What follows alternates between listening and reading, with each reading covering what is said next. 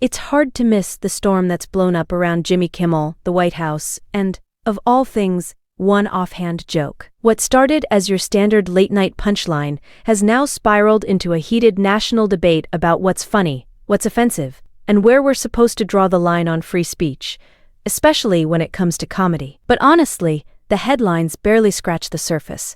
There's a lot tucked beneath all the noise, and if you really want to understand how things got so messy, you have to take a moment and look at the context.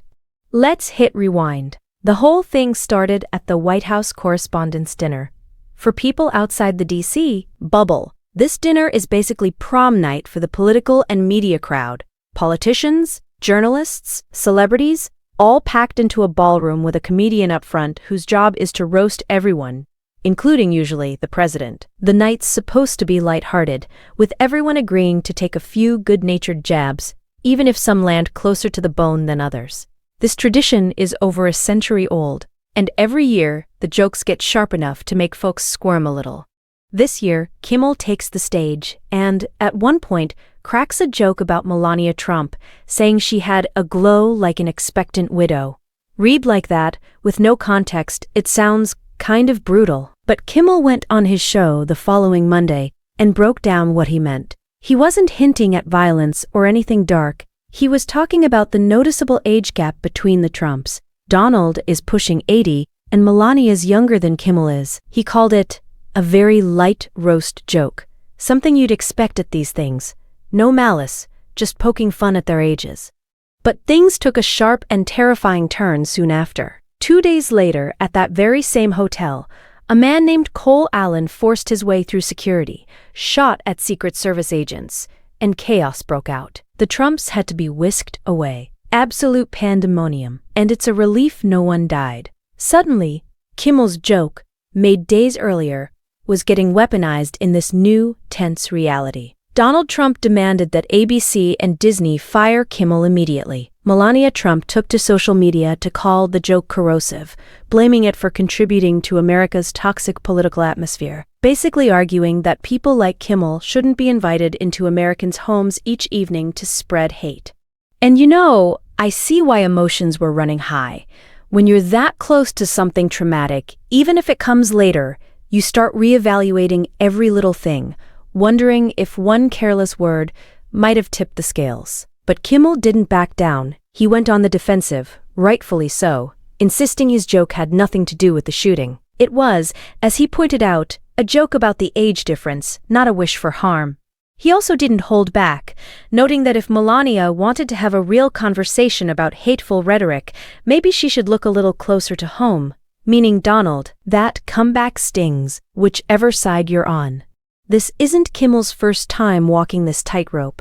Last September, he made a crack about Charlie Kirk, a conservative commentator, and ABC suspended him briefly. Back then, the head of the FCC came out hard, threatening local stations with fines, or even pulling their licenses if they aired him. The implication was, let this be a warning.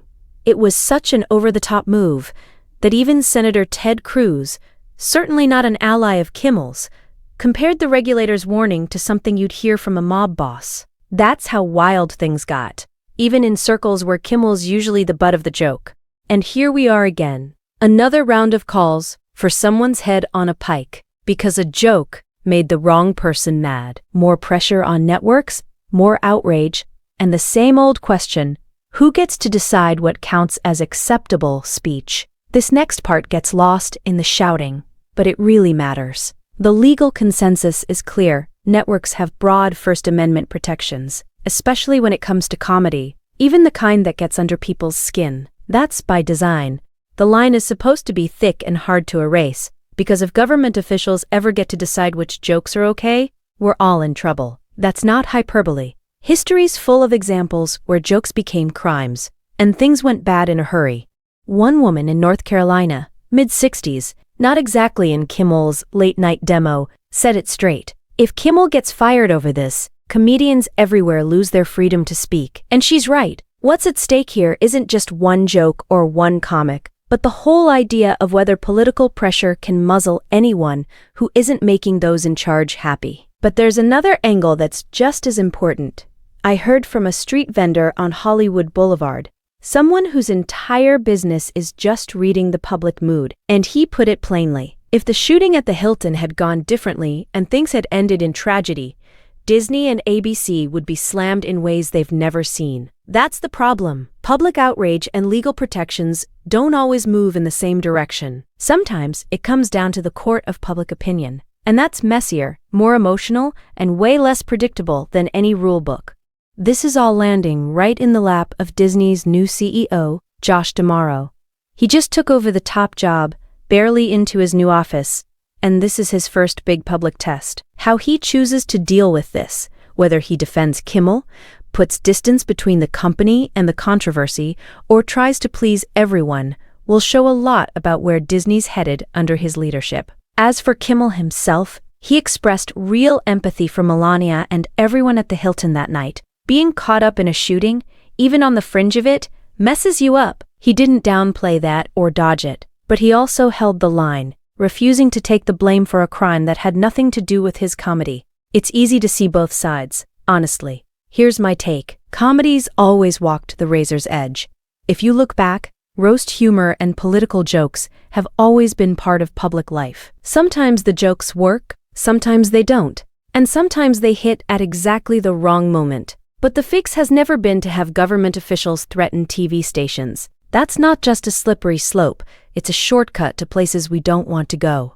Today, the controversy is about a joke aimed at an age gap. Who knows what it'll be tomorrow? A news story, an uncomfortable fact someone in power just wants to go away.